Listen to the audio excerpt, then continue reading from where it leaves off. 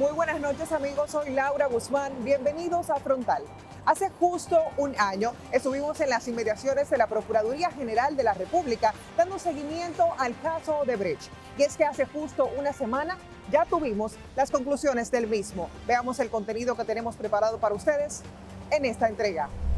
En este caso no puede haber impunidad. Los corruptos no deben tener a nadie que los ayude ni ningún lugar donde esconderse. Y es que hace justo una semana ya tuvimos las conclusiones del mismo. 2 culpables y 1 absuelto. No están las personas que deben de estar. Realmente ellos no están señalando quién es el beneficiario final del soborno, ¿no? Este domingo en Frontal no será el último capítulo del caso Odebrecht. Tras una turbulenta etapa preliminar, un juicio de fondo con distintas controversias y variados aplazamientos debido a la pandemia del COVID-19, el país cierra un ciclo en la justicia dominicana que inició con los arrestos de distintos exfuncionarios, reconocidos políticos y empresarios, el 29 de mayo del 2017. Nos referimos al caso Odebrecht.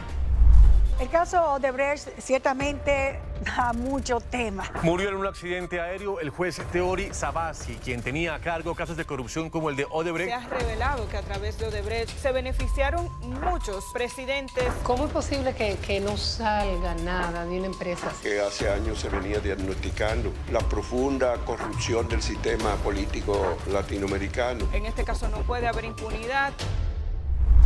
Tras 4 años y 5 meses de haberse destapado uno de los mayores escándalos de corrupción registrados en la región, el pasado jueves 14 de octubre el caso Odebrecht en suelo dominicano encontró su primera gran sentencia.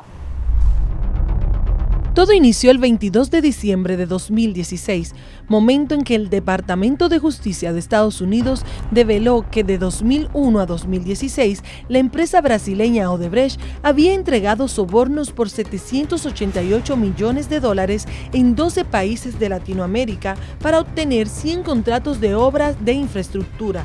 En el documento figura República Dominicana como uno de los países que recibió estos sobornos por un monto de $92 millones entre el 2001 y 2014, periodo en el que administraban el país Hipólito Mejía, Leonel Fernández y Danilo Medina. Al enterarse del señalamiento por parte de las autoridades estadounidenses, el gobierno dominicano respondió que hasta ese momento no había recibido información por una vía oficial y que, de ser cierto, actuaría con toda responsabilidad contra los involucrados. Hemos visto en la prensa la denuncia que se hizo en Brasil, que ha estremecido toda América Latina. Y en el caso nuestro lo que nos espera es que eso que salió en la prensa lleguen las informaciones debidamente documentadas para que entonces, como corresponde, el Ministerio Público pueda actuar. 4 días más tarde del comunicado norteamericano, la Procuraduría General de la República recibió la documentación y abrió un proceso de investigación contra la constructora y sus representantes en el país. Queremos reiterar primero que ya hemos tomado acción y hemos solicitado formalmente a las autoridades correspondientes la información precisa y particular que indique quiénes son los funcionarios que han recibido los alegados $92 millones en sobornos. Segundo, informarles que a pesar de que hemos solicitado esa información, mientras la esperamos, hemos tomado acción activa y estaremos en República Dominicana realizando un proceso de investigación que incluye primero solicitudes que ya hemos hecho a todas y cada una de las instituciones del Estado donde la empresa Odebrecht tuvo una participación directa o indirecta con contratos, que nos suplan todos los contratos en detalle, pero en particular que nos informen quiénes son las personas que sostuvieron negociaciones, entiéndase que fueron enlaces con Odebrecht, y que además también pudieron participar en los procesos de licitación con esta empresa. Esto incluye el Ministerio de Obras Públicas, esto incluye a INAPA, a CAS, INDRI, CDEE, entre otras tantas instituciones del Estado. A partir del 28 de diciembre de ese año comenzaron los allanamientos y los interrogatorios. En total, fueron más de 25 personas las que pasaron por interrogatorios de los fiscales. Al final, solo acusaron a 14 individuos de haber formado parte del entramado corrupto. El 19 de enero de 2017, la Procuraduría General de la República, acompañada de 8 unidades de agentes de operaciones especiales, allanó por más de 6 horas las instalaciones de la empresa en el país, logrando incautar al menos 20 cajas con documentos probatorios. Las autoridades explicaron que las pesquisas fueron el resultado del contraste de las informaciones suministradas por los representantes de la empresa brasileña en el país y los datos obtenidos mediante labores de inteligencia. El 21 de enero del año 2017, el entonces Procurador General de la República, Jean Alain Rodríguez, anunció que Odebrecht se había comprometido a pagarle a la República Dominicana un total de 184 millones de dólares, siendo esto el doble del monto que la empresa admitió que había pagado como sobornos al país. La Procuraduría General de la República Dominicana, tras las diversas conversaciones que ha mantenido con los representantes de la empresa Odebrecht, haya recibido el compromiso formal de pagar de manera escrita incluso 184 millones de dólares equivalentes al duplo de los 92 millones de dólares que la propia empresa reconoció haber pagado en sobornos conforme lo establece la ley 448-06 sobre soborno en el comercio y la inversión. Para este juicio, la Odebrecht hay una novedad, hay un elemento nuevo, y es que la Odebrecht, como todos sabemos, hizo un acuerdo con Jean Alain Rodríguez, un acuerdo tan beneficioso para la Odebrecht y tan perjudicial para el Estado Dominicano, que el Estado Dominicano se comprometió a no someter a la Odebrecht a la justicia. Y sin embargo, la Odebrecht no se comprometió a no someter al Estado Dominicano a la justicia y lo sometió, reclamando 807 millones más de dólares por Punta Catalina. Así de gracioso fue el acuerdo. No obstante, el acuerdo no fue sinónimo de que se detuviera el proceso judicial del caso.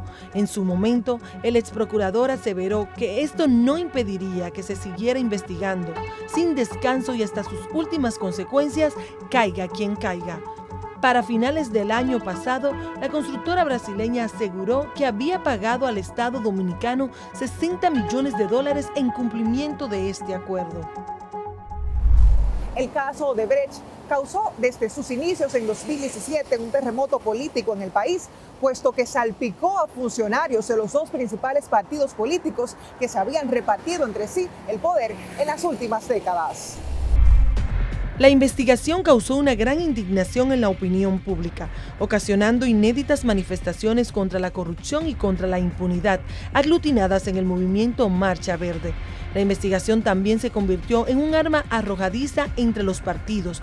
Algunos imputados siempre han defendido que fueron incluidos en el caso por motivos políticos. Bastante preocupante era el interés de que no avanzaran las investigaciones. Había algún tipo de presión, uno se pregunta, de parte de una autoridad superior a la cual en ese momento se reportara el Ministerio Público en la administración pasada, que no permitía que progresara de una forma efectiva, eficiente y positiva el caso. ¿Por qué no están las personas que deben de estar? 4 meses más tarde, el 29 de mayo del 2017, se emitieron las órdenes de arresto en contra de un grupo y estos fueron apresados 14 personas. Que hemos solicitado órdenes de arresto en contra de todas y cada una de las personas citadas en los documentos de Odebrecht y del Ministerio Público de Brasil, sin excepción. En total, estaremos sometiendo a la justicia 14 personas en lo que podemos calificar como un hecho sin precedentes en nuestro país, si tomamos en cuenta los montos involucrados, la multiplicidad de presuntos delitos y de actores, así como también las posiciones de poder que han ocupado los involucrados. Se les acusó de proscripción de la corrupción, lavado de activos, soborno en el comercio, asociación de malhechores, coalición de funcionarios y prevaricación y falsedad en declaración de bienes. Tras extensas audiencias, el juez de la Instrucción Especial de la Suprema Corte de Justicia, Francisco Ortega Polanco, impuso medida de coerción en contra de los imputados. Meses más tarde, los encartados obtuvieron su libertad con garantías económicas e impedimentos de salida, luego de que el juez Ortega Polanco variara la medida de coerción que había impuesto. Por un lado, a los 14 acusados se le permitió llevar el proceso judicial fuera de los centros penitenciarios. Por el otro, el magistrado le dio un plazo de 8 meses al Ministerio Público para completar los expedientes. ¿Por qué se quedaron por fuera las personas que se quedaron por fuera y se hicieron los archivos definitivos? Ahí hay que hacer una investigación de comportamiento ético y la conducta de qué pasó ahí, si hubo unas instrucciones de parte de superiores jerárquicos a esos fiscales, y porque esos fiscales se sintieron tal vez o no sabemos, presionados para actuar de esa manera. De una forma u otra, hay situaciones que hay que profundizar en lo que son las políticas internas y el código de comportamiento y ética del Ministerio Público para ver si necesitan realizarse sanciones particulares según las políticas internas del Ministerio Público. La gestión de Jean Alain Rodríguez presentó un archivo definitivo en el que solicitaba la apertura a juicio a favor de 7 imputados por considerar que no habían elementos de prueba suficientes respecto a ellos. Temístocles Montaz, Julio César Valentín, Radamés Segura, Bernardo Castellanos, César Sánchez, Máximo de Olio y Rudy González fueron beneficiados con este archivo. Como sabemos todos los dominicanos, entre los imputados no están todos los que son ni son todos los que están. Y resulta que los abogados defensores de Ángel Rondón, de Tommy Galán, de toda esa gente, están diciendo que el expediente no tiene pruebas de calidad que permitan condenar a nadie, que las pruebas que incluyó el anterior procurador Jean Alain Rodríguez desmienten la acusación por sí mismas, que van a tener que desistir de la acusación y que van a tener que declarar que ahí no hay nada. Hablan con mucha seguridad porque efectivamente ese expediente fue hecho, fue confeccionado para que se cayera. Aquí las administraciones del PLD nos han enseñado 3 vías de la impunidad. El no al lugar aunque haya todas las pruebas. El archivo definitivo aunque lo que se esté investigando sea correcto, legal, necesario. Archivo definitivo y no al lugar. Y en este caso es una tercera forma, un expediente que se... El 13 de mayo de este año, la Procuraduría Especializada de Persecución contra la Corrupción Administrativa incorporó todas las pruebas ante el tribunal. En total, más de 1000 documentos. El Ministerio Público pidió las siguientes penas para los imputados en el caso: Ángel Rondón y Víctor Díaz Rúa, 10 años de prisión; Conrado Pitaluga, 7 años de prisión; Andrés Bautista, Tommy Galán y Roberto Rodríguez, 5 años de prisión. Asimismo, los fiscales solicitaron el decomiso de los bienes de cada uno de ellos. Es momento de una pausa comercial y al regresar volvemos con algunos casos de corrupción que mantuvieron la mirada puesta en la justicia por estos últimos 5 años.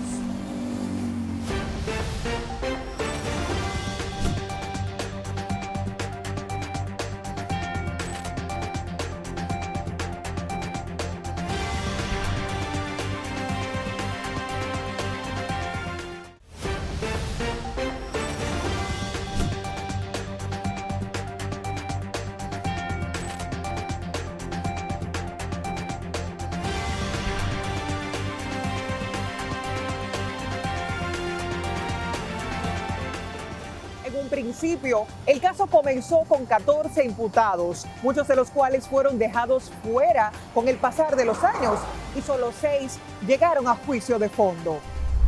Lamentablemente no hubo interés en las autoridades anteriores de que el caso se organizara de una forma correcta, que viabilizara todo el proceso para cuando se presentara ante la justicia, pues tener todos los elementos de pruebas a su disposición y poder presentar un caso contundente. Lamentablemente no se le hizo caso, valga la redundancia, a los reclamos o a la observación más bien que hizo la magistrada Miriam Germán cuando estuvo dentro de la Suprema Corte de Justicia, y el caso pues les llegó en aquel momento porque había un senador, una persona que ostentaba el cargo de senador en ese entonces, y cuando vio lo dijo, aquí faltan elementos de pruebas, aquí faltan análisis procesales para que el caso sea contundente. El pasado jueves 14, las juezas del primer tribunal colegiado del Distrito Nacional declararon la absolución de 4 de los implicados y condenaron solo a Ángel Rondón Rijo y a Víctor Díaz Rúa. Las magistradas Giselle Méndez, Tania Yunes y Giselle Naranjo tomaron su decisión por unanimidad y establecieron que Ángel Rondón fue la persona que recibió los sobornos por $92 millones de parte de la constructora Odebrecht. Como consecuencia, lo condenaron a 8 años de prisión. Sin embargo, el tribunal no varió la medida de coerción que pesaba en contra de Rondón, lo que quiere decir que éste cumplirá su pena en una libertad condicionada al impedimento de salida del país y presentación periódica. Lo primero que hay que resaltar en este proceso es que este equipo que me acompaña dejó el cuerpo y el alma en este juicio. Es necesario resaltar que hemos superado una carrera de obstáculos en este proceso, pero hemos conseguido condenas. Nosotros siempre dijimos que había evidencias para producir sentencias condenatorias. En este proceso ya ha habido sentencias condenatorias. Este proceso además nos deja con un primer caso de esta naturaleza en el que el tribunal ha ordenado el decomiso de varios bienes que permitirán recuperar parte del dinero que se ha defraudado del erario público. Aunque, debido a la condena por soborno de comercio y la inversión, las juezas ordenaron que sean confiscadas a favor del Estado las empresas de Ángel Rondón. De acuerdo con el fallo, le quitarán las empresas La Shan Corporation y constructores y contratistas Conamsa SRL, además de todos los bienes muebles e inmuebles y los productos financieros que registren entidades de intermediación financiera y de valores nacionales y extranjeras. En tanto que a Díaz Rúa le impusieron una condena de 5 años de prisión, pero fuera de la cárcel. De manera precisa, la sentencia ordena el decomiso a favor del Estado Dominicano de un inmueble en Casa de Campo en La Romana, un condominio en la Torre Caney, el yate de recreo color azul marca Pershing, bautizado como La Valvi, la sociedad radiodifusora Skyland, la sociedad Albos S.A., la sociedad Inversiones Montova y varias cuentas de ahorros en dólares del Banco de Reservas. El abogado Conrado Pitaluga, el exsenador Andrés Bautista, el exsenador Tommy Galán y el exfuncionario Roberto Rodríguez fueron favorecidos con la absolución del proceso judicial, pues de acuerdo con el tribunal, el Ministerio Público no presentó las pruebas suficientes para demostrar su acusación contra estos. Me ha impresionado el nivel de detalle con que estas magistradas están argumentando lo que va a ser su decisión con respecto a las penas que van a imponer al final de cada uno de estos casos. Ya señalaron previamente que la sentencia íntegra se va a dar a conocer más adelante, o sea que lo que se va a leer cuando terminen estos argumentos es la parte dispositiva. Y repito, hasta ahora, por ejemplo, con el tema de la prescripción, demuestran que han estudiado el expediente, que han hecho su trabajo de ver cada uno de los elementos que pueden llevarla a su decisión final. El escenario que muchos consideraron como el inicio del fin de la impunidad comenzó con decenas de implicados, pasó por ante la Suprema Corte de Justicia y llegó por última vez ante las juezas del primer tribunal colegiado del Distrito Nacional tras casi un año de juicio de fondo. pero puede que el final del tema en los tribunales quizás no sea por mucho tiempo. Con relación a los casos en los que ha habido descargo, nosotros al menos en las motivaciones que han dado las juezas en el día de hoy hemos advertido algunas contradicciones y podemos anunciar desde este momento que apelaremos esta decisión con relación a las personas que han sido descargadas. Y esto por varias razones. Recientemente, una funcionaria de Transparencia Internacional de nombre Delia Ferreira decía que los corruptos no deben tener a nadie que los ayude ni ningún lugar donde esconderse. Nosotros opinamos exactamente igual y en consecuencia vamos a una vez se nos notifique completa la decisión, estaremos recurriendo la misma con relación a las personas que han sido descargadas, porque nosotros estamos convencidos de que debía haber condena como las ha habido hasta este momento, pero entendemos que debieron ser más. La extensión del proceso a pocos meses de que se cumpla un lustro desde que iniciaron las investigaciones a finales de 2016 y un expediente alguna vez catalogado por la hoy Procuradora General de la República Miriam Germán Brito como débil son otros aspectos que llenan a la población de expectativas por una segunda parte de este caso, especialmente luego de que se anunciara la existencia de una segunda fase que abarcaría otros aspectos que no fueron tratados en la primera investigación. Esta nueva historia fue denominada Odebrecht 2.0 por el director de la Procuraduría Especializada de Persecución de la Corrupción Administrativa, Wilson Camacho, quien reveló hace meses el inicio de una nueva investigación del caso en la que saltarán los obstáculos que sean necesarios para llegar hasta las últimas consecuencias. Aquellos que han quedado por fuera, pues se le podría abrir un nuevo caso, ¿verdad? Con nuevas pruebas que salgan de estas investigaciones y llevar a todas las personas ante la justicia, que es un reclamo que hace la sociedad en este sentido. Y creo que si así es de lograrlo, pues sería marcaría un antes y un después en lo que es la persecución de la corrupción tanto gubernamental como privada, que ha hecho una componenda para que esta estructura pues se haya establecido en la República Dominicana, como bien lo dijo el mismo Odebrecht en sus declaraciones, donde dijo que se fueron de Brasil y eligieron a República Dominicana porque entendían que era el país que le ofrecía un respaldo para ellos poder hacer sus operaciones ilícitas al margen de la ley de una manera tranquila y segura. Entonces eso también hay que profundizarlo.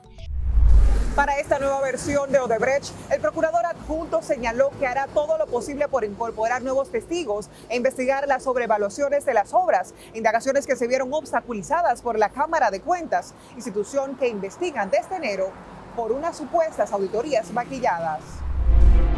Con esta nueva fase, los miembros del Ministerio Público pretenden buscar cuestiones y líneas de investigación que no se hayan agotado, como financiamiento de campañas electorales, la construcción de la planta de generación eléctrica Punta Catalina y los condinomes, funcionarios presuntamente implicados en sobornos que recibieron fondos de manera ilegal por parte de la empresa brasileña. Este último debido a que el procurador adjunto aseguró en enero de este año que no han encontrado indicios de que las anteriores autoridades del Ministerio Público hayan recibido esos nombres. También, la Fiscalía ha adelantado que sigue investigando las ramificaciones del caso no investigadas hasta ahora, en lo que ya se conoce como el caso Odebrecht 2.0. En especial, está en la mira la central termoeléctrica de Punta Catalina, licitada en 2014, y que fue la mayor obra ejecutada por Odebrecht en el país, pero fue sacada del caso en una polémica decisión de la Fiscalía que encabezaba en esa oportunidad Rodríguez. El del pasado jueves 14 no será el último capítulo del caso Odebrecht, puesto que los abogados de los dos condenados y la Fiscalía anunciaron que recurrirán a este veredicto. El país está atento y listo para exigir que no queden impunes los crímenes de cuello blanco. Es momento de una pausa comercial y al retorno conversamos en exclusiva con la periodista dominicana radicada en Colombia, Carol Pérez, quien entrevistó al narcotraficante César Emilio Peralta, alias César el Abusador, el cual reveló que había recibido protección del entonces presidente Danilo Medina.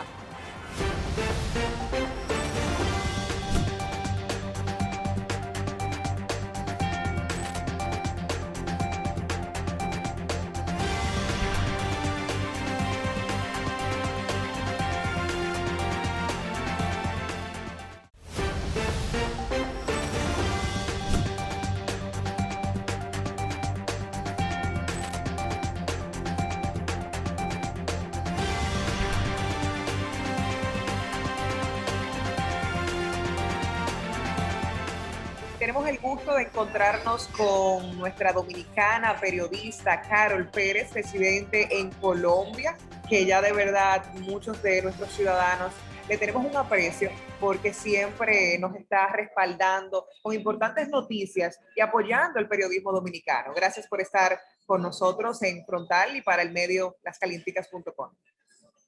Gracias, Laura. Pues me alegra mucho escuchar esas palabras de ti, de que muchos dominicanos me valoran y me aprecian. Yo quiero quedarme con esa parte, aunque aparecen algunos que no entienden el trabajo periodístico, pero como uno sí lo entiende, porque este es nuestro oficio, que es informar sin querer brillar más de la cuenta, sino simplemente por el deber de nuestro oficio, que es informar y mantener a la ciudadanía al tanto de lo que pasa alrededor de uno, que le sirve al pueblo, ¿no? Que le sirve a la gente. Así que agradezco esta invitación. Muchas gracias, hermosa. Queremos saber un poco de ti. ¿Qué tiempo viviste en la República Dominicana? ¿Hace cuánto tiempo te fuiste a Colombia? ¿Cómo ejerces el periodismo allá? Bueno, muchas gracias por eso. Bueno, yo nací en República Dominicana, como sabes, después me fui a Nueva York. En el 2004, el 2003, digamos, vine hasta Colombia.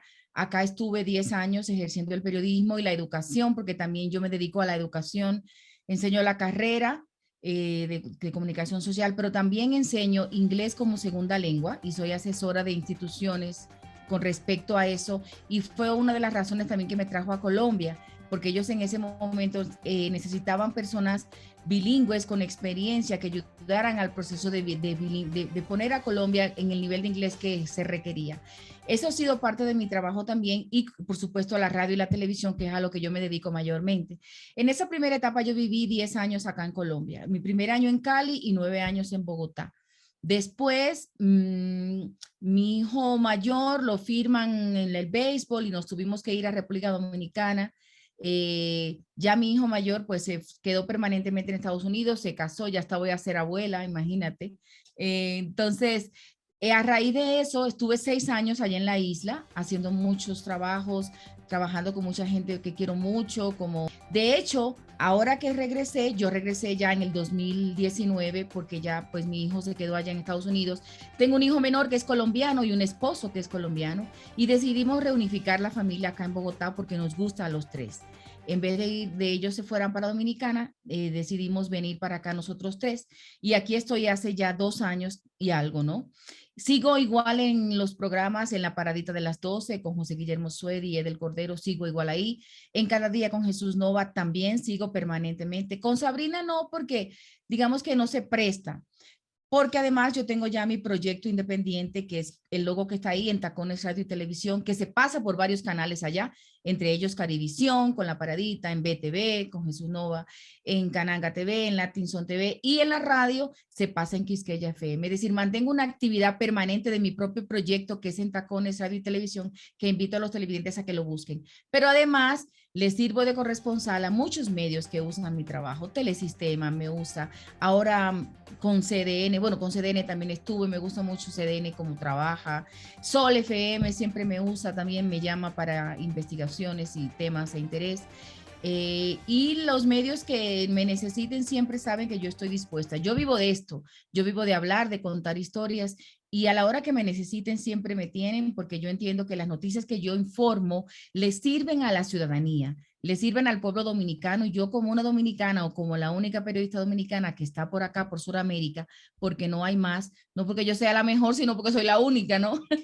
Entonces, pues todos los medios que necesiten saber de los contenidos de Sudamérica, especialmente en Colombia, donde resido, en Bogotá, pues ahí me tienen, porque ese es el deber de nosotros, comunicar e informar, y ese es mi trabajo y de eso es que yo vivo. Carol, el motivo que nos une a tener una conversación directa contigo es que desde los medios que estamos representando, Frontal con Laura Guzmán y un portal web llamado lascalienticas.com, que se dedica a enfrentar las informaciones y los fake news.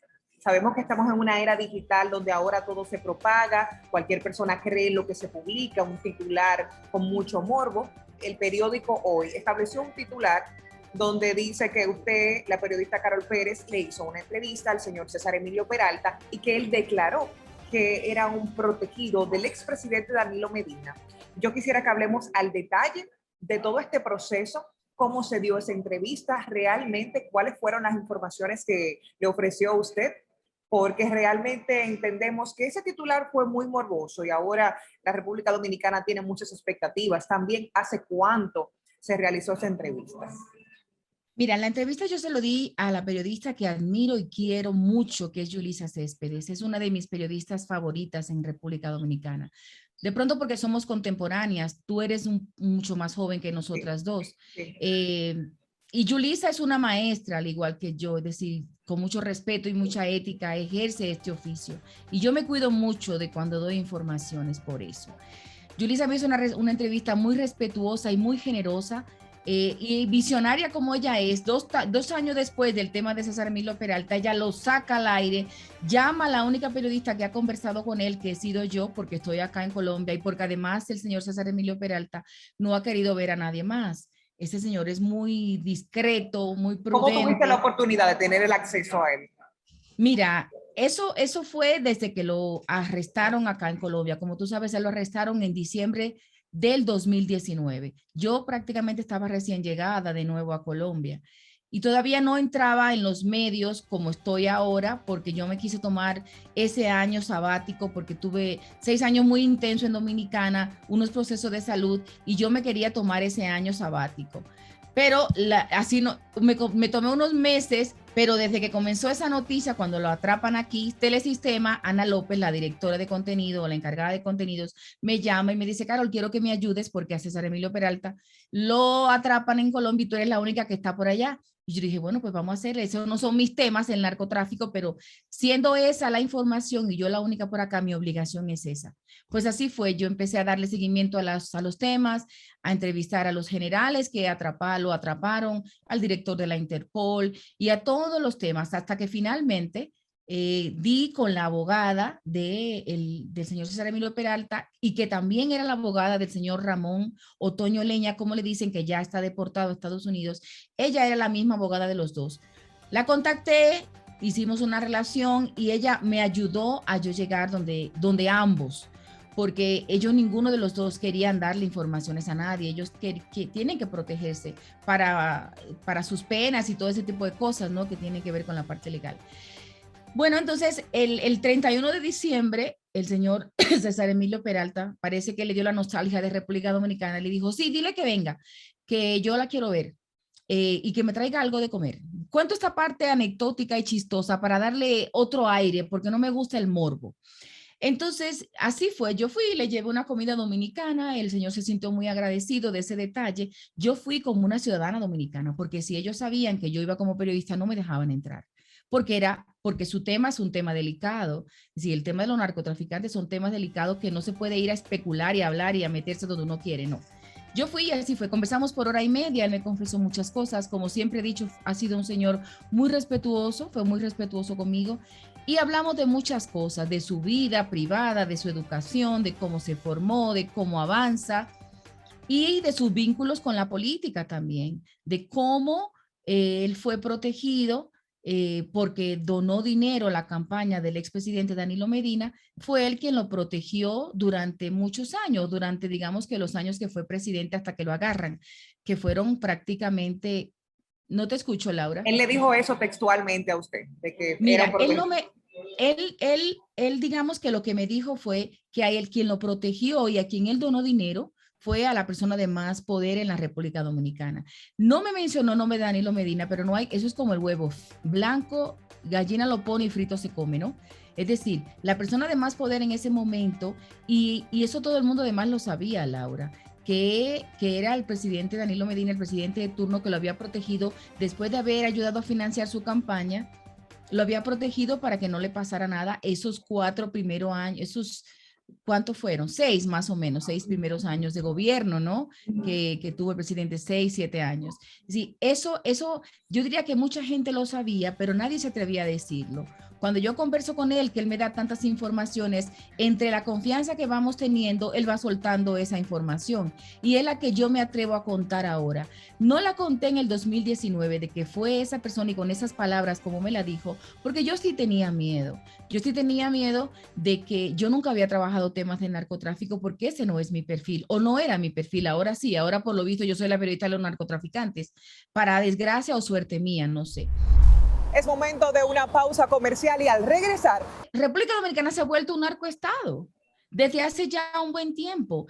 El pueblo no se da cuenta que en cualquier momento aparece un héroe que sale ayudando a la gente.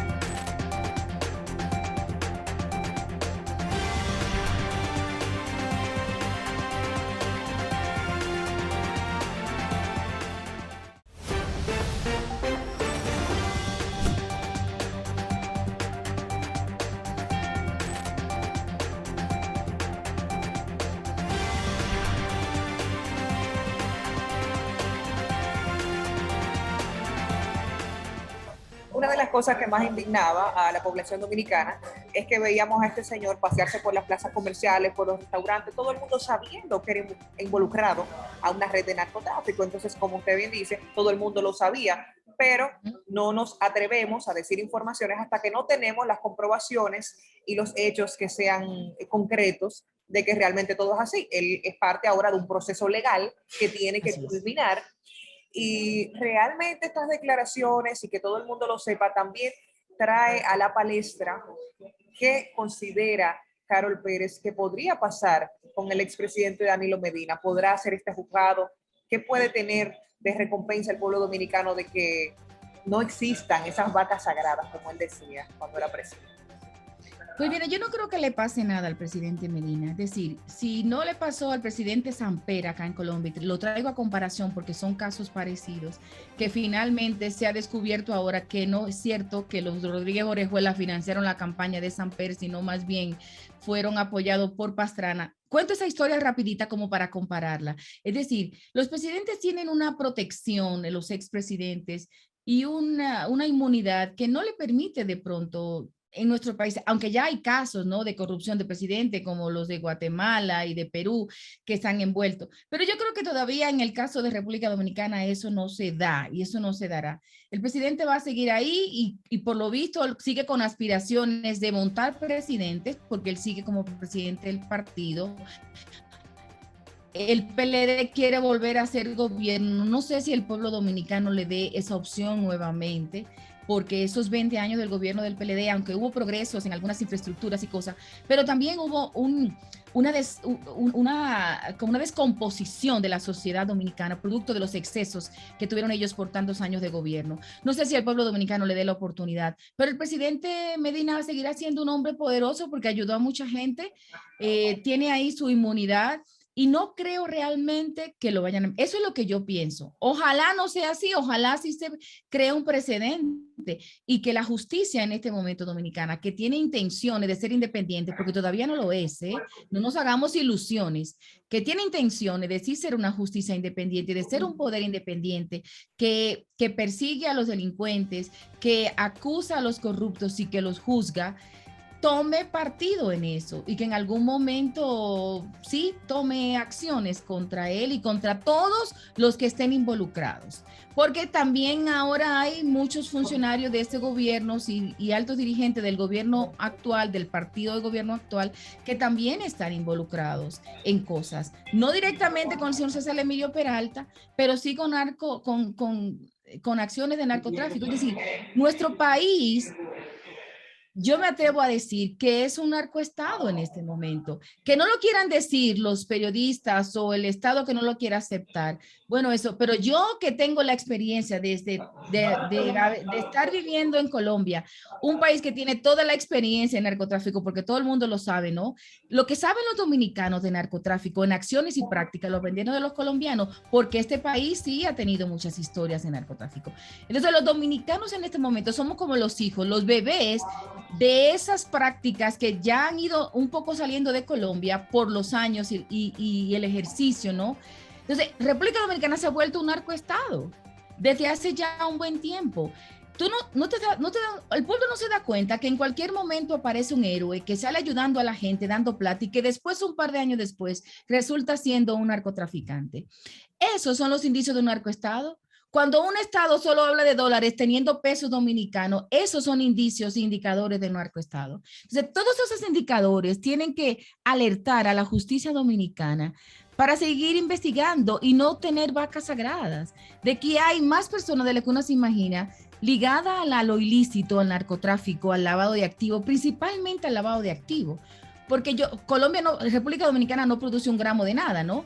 No produce un gramo de cocaína ni un gramo de marihuana, no. Es un país trampolín donde la droga de Sudamérica va hacia la isla y de la isla va hacia los otros destinos consumidores. Pero además se queda una gran parte de la droga en la isla como pago de ese proceso, ¿sí? Es un país que antes, cuando la plata se devolvía, se pagaba en efectivo, pero ahora el pago para traficar esa droga se paga en especies, en kilos de cocaína, en kilos de marihuana, y eso se tiene que distribuir en la isla y ponerlo a producir en efectivo.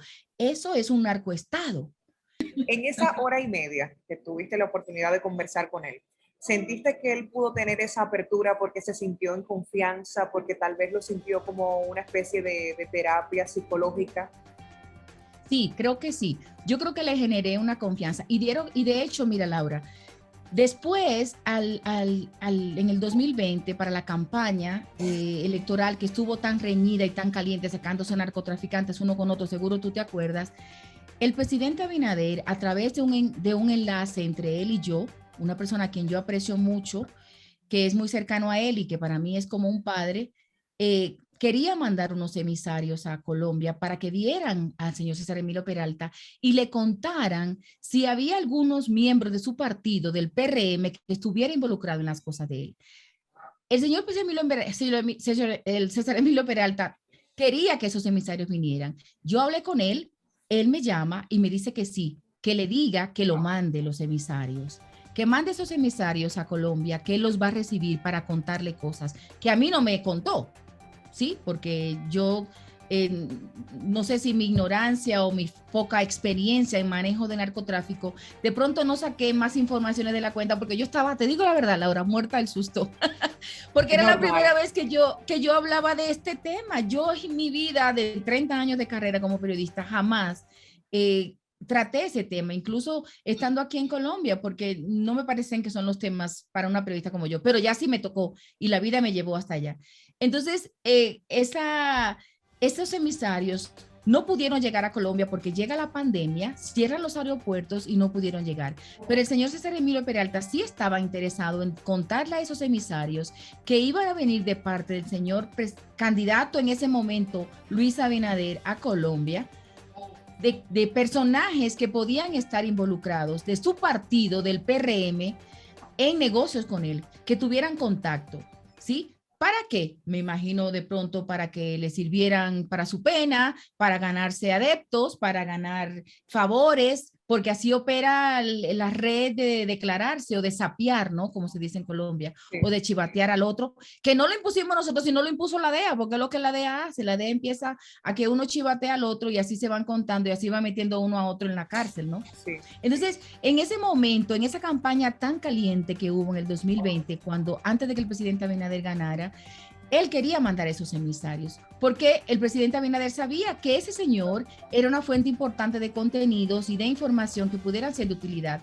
Y ahí está la prueba. Hay varios, tengo entendido, presos del PRM que están involucrados en temas de narcotráfico. Toda esa red debe estar ligada. Toda esa red debe estar en el mismo, porque eso es harina del mismo costal. El narcotráfico se conecta de una manera u otra, como todo en la vida, como todas las redes, ¿no?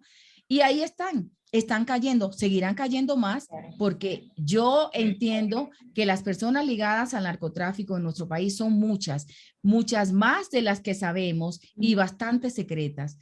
¿Qué lección le deja esta experiencia a la periodista? La lección es que tengo que ser valiente, que los periodistas tenemos que ser valientes, que no nos podemos intimidar. Yo debía haber dicho eso, de que esa era la figura que lo había protegido desde que era el presidente Danilo Medina. No debí intimidarme, pero yo creo que al ser madre, porque tengo 2 hijos, tengo familia, mi familia tengo una parte ya en República Dominicana, que los periodistas tenemos que ser valientes y decir las cosas. Luis Abinader ha prometido una justicia independiente, pero queremos verlos en hechos, día tras día. Muchas personas y muchos implicados a esa red siguen sueltos en la calle. Entonces necesitamos acción. Se va a tomar un poco de tiempo, Laura. Yo lo que le invito al pueblo dominicano y a mí misma, aunque estoy a la distancia, es a no llenarnos de tantas expectativas, que no será tan rápido como uno quiere, ni tan radical como uno quiere, porque pues la injusticia lo que hace es generar inconformidades e indignaciones, ¿no? Pero de que se estén dando pininos y se estén tomando decisiones certeras, ¿no? A mí lo que me preocupa son los falsos héroes.